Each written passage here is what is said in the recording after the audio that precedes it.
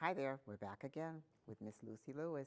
We're going to try to cram a lot in. We only have a few more minutes, and I was talking to her saying, I mean, there's no end to this, and for the followers who have been following my email, aleanalastra@yahoo.com, you've shown so much interest. Maybe we're going to have to bring Miss Lucy Lewis back again, because it's like when I open up one door, there's 5 other doors behind it, and then when I think I got her now, then she comes and blows my mind, another avenue to check. So where were we? We talked about the book. We talked about the book.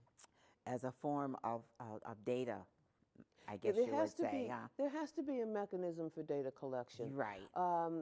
Building a tree. There are several ways of doing that. You can do it online with places like Ancestry.com. Family Search now has one. MyHeritage has one. Genie has one. You can do a dedicated database.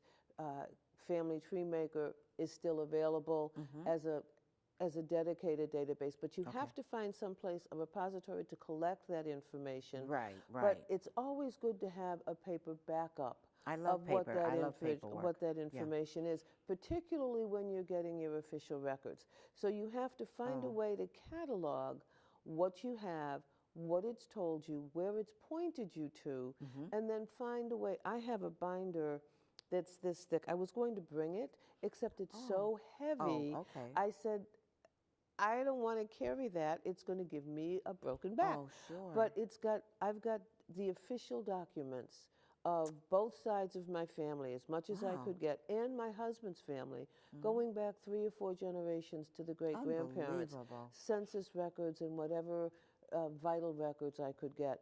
That is the starting point. I've scanned a lot of them in and put them online so that you can have them and you can keep them. And I use those to build the tree.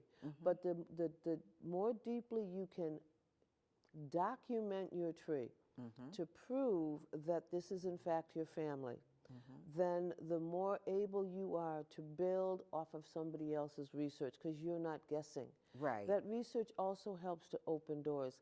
I was able to work with the Canadian government, because I have deep Canadian roots with the Acadians, the Micmac Indians, and the Black Loyalists, and I was able to get certified with Really? the Oh my God, that's Aboriginal wonderful. people there, that in fact I have these roots, because I could document the names and Right, their dates right. of birth, and I was able to do that through church records and that kind of a thing. So being so able to have that information and have it codified in a way that if you're ever challenged, you can prove it. You can prove it. Then when you go and do your DNA research and you're working with someone else to say, this is what I believe connects us, you've now got valid information. So the two work hand in hand. So many times right now I'm telling my DNA matches, I don't have any information because I have very limited direct information, but I can tell you of you 5 DNA matches, this is the documented line. This has to be a line that makes sense for me. So now, a couple of things before he gives me the cue. He's behind you. He's I see behind him. me again. Yes, I can so, feel him. What was I going to say? First thing is that you give classes. Well, you're when I can find someone that will sponsor them somewhere, yes, so I'm very I'm happy putting it to out give there. classes. Miss Lucy Lewis, she gives classes. I mean, if it's something you want to find out, I mean, call her up. The email's across the screen, okay? I want to close the show with going back to the first segment. Yes. How you got into it. Remember your son? Oh, we my talked about it. yes. I want you to tell that story again, and that will wrap our session up. My son came home from school. Yeah. I think it was 4th grade, and he had a homework project. He had to build a family tree. And he was crestfallen because he walked in the living room door, the front door, and said he did not have a family.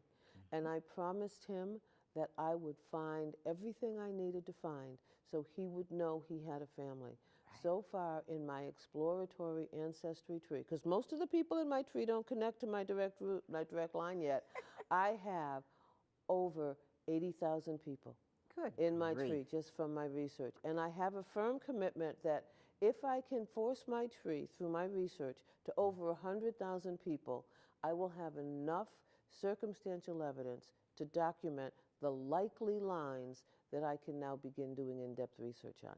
And when your son put the paperwork together, his grade was? An A+. Absolutely.